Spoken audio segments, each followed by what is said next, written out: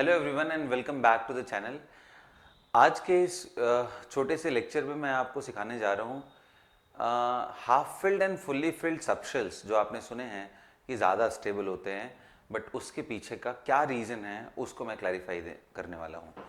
मैं आपको थोड़ा सा एक ब्रीफ दे देता हूँ कि आपने देखा है कि क्रोमियम एंड कॉपर ये ऐसे स्पीसीज़ हैं 3D सीरीज के, जहाँ पे क्रोमियम का एक्सपेक्टेड जो कन्फिग्रेशन है वो आर्गन एंड 4s2 3d4 होना चाहिए था, बट ये गलत होकर के इसका करेक्ट कन्फिग्रेशन होता है argon 4s1 and 3d5। Okay, and similarly copper का भी विच इज 29 एटॉमिक नंबर 29, इसका करेक्ट कन्फिग्रेशन ऐसा एक्सपेक्टेड ऐसा होना चाहिए 9, बट ये गलत होकर के ये 4s1 एंड 3d10 हो जाता है।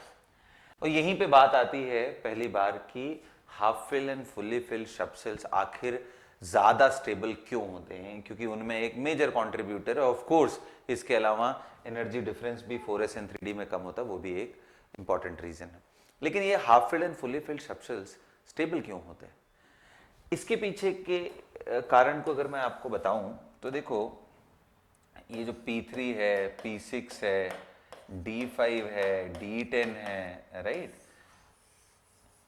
ये सबकी स्टेबिलिटी दो रीजंस के वजह से ज्यादा है। सिमिलरली F7 है, F14 है, ये सब ज्यादा है। दो प्राइम रीजन है इसके पीछे। पहला है सिमेट्रिसिटी, सिमेट्रिकल कन्फिग्रेशन। ओके, जो एक सिमेट्री क्रिएट होती है कि जैसे मान लो आपके पास Px है, Py है एंड Pz है।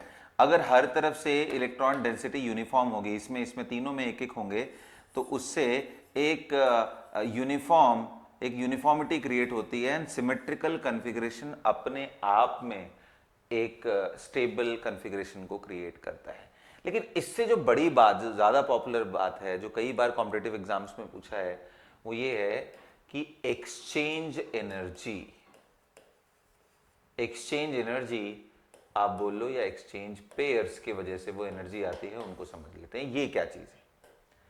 तो देखिए, आप कभी भी, मैं P3 का एग्जांपल लेके आपको समझाता हूँ।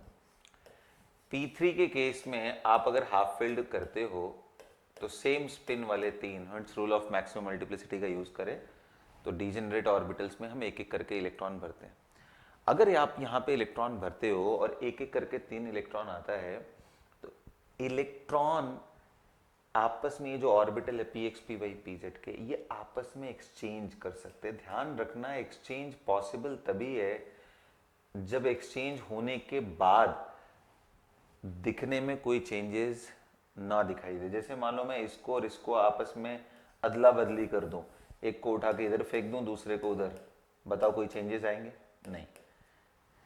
इसलिए same spin to same spin ही एक्सचेंज होता है। कहोगे सर इससे क्या होता है? तो क्वांटम में एक बड़ा सिंपल सा प्रिंसिपल है, इलेक्ट्रॉन जितने लेंथ एंड ब्रेड्थ में डिलोकलाइज करेगा, जितना ज्यादा वो स्प्रेड करेगा, उसकी स्टेबिलिटी उतनी ही ज्यादा बढ़ जाती है। ये क्वांटम प्रिंसिपल, इसको दिमाग में बिठा के रखिएगा। तो इलेक्ट्रॉन अगर एक ही जगह ऑक्यूपाइड रहता तो उसकी स्टेबिलिटी कम होती। ये यहां से यहां और यहां से यहां भी चला जा रहा है, ज्यादा दूर तक स्प्रेड कर रहा है, तो इसलिए इसकी स्टेबिलिटी ज्यादा होती है। और इसी जो पेयर्स डेवलप हो रहे हैं, आई मीन इधर से इधर जाना एंड उस साइड से बैक जाना, मतलब ये दोनों का एक्सचेंज है, ये दोनों का एक्सचेंज, इसी को एक्सचेंज पेयर बोलते हैं। और ये जो एक्सचेंज के वजह से जो एक एनर्जी रिलीज होती है, जो सिस्टम का एनर्जी थोड़ा ड्रॉप होता है या स्टेबिलिटी बढ़ती है, उसी को एक्सचेंज एनर्जी बोलते हैं। ओके, तो अब एग्जाम में कैसे क्वेश्चन आता है, इसमें पूछता है कि भाई बताइए P3 हो गया या D5 हो गया या D10 हो गया, इनमें एक्सचेंज पेयर्स कितने बन रहे हैं या कितने एक्सचेंज एनर्जी के पेयर्स डेवलप हो रहे हैं, ऐसे क्वेश्चंस आते हैं। तो कितने डेवलप हो रहे हैं आप बताओ? ये पहला वाला इसके साथ और इसके साथ, दोनों के साथ कर सकता है, जबकि दूसरा वाला सिर्फ इसके साथ कर सकता है क्योंकि ऑलरेडी इसके साथ कर चुका है। तो कितने पेयर बने? 1 2 एंड 3।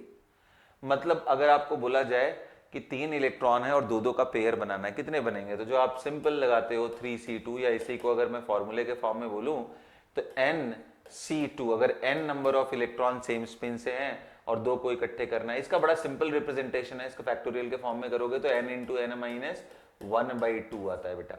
तो अगर आप यहाँ पे ध्यान से देखो तो इसका फॉर्मूला आएगा 3 इंटू 3-1/2। यहाँ पे घटा लो आप, सिंपली 3 बन रहे हैं। तो ये फॉर्मूले से भी निकल जाएगा और ऐसे ऐसे करके भी आप निकाल सकते हो।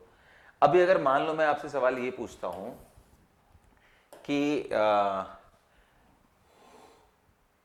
P6 में कितने एक्सचेंज पेयर्स बनेंगे, तो आपको ऐसे नहीं करना है कि n इंटू एन माइनस 1/2 कर लिया और n के जगह पे क्या डाल दिया 6, और पता चला 6 कर दिया, आंसर गलत हो गया। 15 के आसपास बनेंगे, जो कि बिल्कुल गलत है। फिर जैसा मैंने अभी आपको रूल बताया कि एक्सचेंज में कभी भी ऐसा नहीं होना चाहिए कि अपोजिट वाली चीजें आप एक्सचेंज करा रहे हो। जैसे आप इसका एक्सचेंज इसके साथ नहीं करा सकते बेटा, क्योंकि अगर ये कराओगे तो देखो क्या प्रॉब्लम। मान लो इसको उठा के यहां और इसको उठा के यहां, तो इसी बॉक्स में आप देखो दोनों डाउन स्पिन वाले हो जाएंगे। इसमें अप डाउन था और इसमें क्योंकि ये उठ के यहां आ रहा है तो दोनों अप। ये किसको वॉयलेट किया? पॉलीज एक्सक्लूजन प्रिंसिपल को वॉयलेट कर दिया कि सेम स्पिन के इलेक्ट्रॉन एक ही ऑर्बिटल में दो पड़े हैं, तो ये अलाउड ही नहीं है। तो इसलिए आप एक इलेक्ट्रॉन का किसी के साथ एक्सचेंज नहीं कर सकते हो, आप सिर्फ उसी के साथ कर सकते हो जिसका स्पिन सिमिलर हो। तो इसका तरीका क्या है फिर सॉल्व करने का? सबसे बढ़िया है इस P6 को ना आप दो पार्ट्स में देखो। एक पार्ट देखो ऐसे करके और दूसरा पार्ट आप ऐसे देखो, डाउन डाउन वाले एक साथ। अब इनको आप अलग से करा सकते हो, इसमें लगा सकते हो n इंटू एन माइनस 1/2। कितना आ जाएगा भाई? 3 इंटू 3-1/2, जहां पे ये होते हैं कितने आपके इलेक्ट्रॉन इसमें सेम स्पिन से हैं, n का मतलब यहां पे होता है। कितना आ गया भाई? 3 इंटू 2/2। 3 बने पेयर्स, बनना भी चाहिए, अभी हमने देखा था। 3 यहां बने तो सिमिलरली 3 यहां बन जाएंगे, तो आंसर कितना हो जाएगा? 3 + 3 6। तो आपको ऐसे ध्यान रखना है, कभी भी आए कोई भी रैंडम कन्फिग्रेशन हो तो उसके लिए आप एक्सचेंज पेयर्स पूछे तो आप उसको दो पार्ट में डिवाइड कर लो। जैसे मान लो मैंने आपको पूछ लिया कि बताओ D8 में कितने होंगे एक्सचेंज पेयर्स, कितने होंगे, ये क्वेश्चन मान कैसे देखोगे? तो D8 पहले तो बनाओ ढंग से, 5 ऑर्बिटल्स, 1 2 3 4 एंड 5, 6 7 एंड 8। आप ध्यान से देखो, 5 आप इसको ब्रेक कर लो दो पार्ट में, तो 5 तो ऐसे बन गए ऊपर ऊपर ऊपर वाले, और 3 ऐसे बन गए।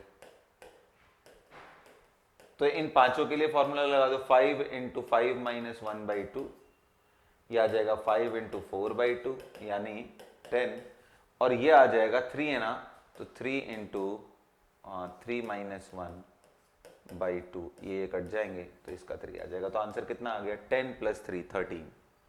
सो आई होप आपको ये बात समझ में आया होगा कि half filled and fully field जब भी होते हैं उनमें एक्सचेंज पेयर्स के नंबर बढ़ जाते हैं, एक्सचेंज एनर्जी बढ़ जाती है, क्योंकि सिमिलर स्पिन के चीज़ें आपको थोड़ी ज़्यादा देखने को मिलेंगी, and that is the reason कि half filled and fully filled subshells are relatively more stable as compare to other configuration. With this everyone, I am done for the today's short session. Hope you learned something valuable. अगले video के लिए आपको अगर कोई topic ऐसा दिमाग में confusion है तो आप ज़रूर कमेंट बॉक्स में बताइए ताकि मैं उसको कवर करूँ। That's all from my side. See you guys in the next lecture.